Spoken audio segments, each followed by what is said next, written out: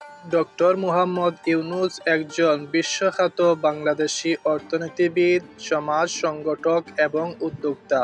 তিনি গ্রামীণ ব্যাংকের প্রতিষ্ঠাতা এবং ক্ষুদ্রঋণ ধারণার প্রবর্তক হিসেবে পরিচিত। ক্ষুদ্রঋণ ধারণা দ্বারা ডক্টর ইউনূস নিম্নবিত্ত জনগোষ্ঠীকে আর্থিকভাবে স্বাবলম্বী করার লক্ষ্যে কাজ করেছেন।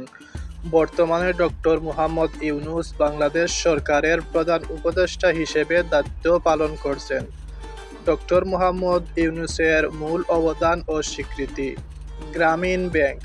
1983 সালে তিনি গ্রামীণ ব্যাংক প্রতিষ্ঠা করেন, যা বিশ্বের দরিদ্রতম মানুষের জন্য ঋণ প্রদান করে, বিশেষত নারীদের জন্য। নোবেল পুরস্কার। 2006 সালে ডক্টর মুহাম্মদ ইউনূস এবং গ্রামীণ ব্যাংক যৌথভাবে নোবেল শান্তি পুরস্কার লাভ করেন। আন্তর্জাতিক স্বীকৃতি। তিনি জাতিসংঘ সহ বিভিন্ন আন্তর্জাতিক সংগঠনের সাথে যুক্ত এবং বিশ্বব্যাপী সামাজিক ব্যবসার প্রচার ও প্রসারে কাজ করছেন। ডক্টর ইউনূসকে সামাজিক ব্যবসা ধারণার প্রবক্তা হিসাবেও বিবেচনা করা হয়, যেখানে ব্যবসার মূল উদ্দেশ্য মুনাফার বদলে সামাজিক সমস্যার সমাধান।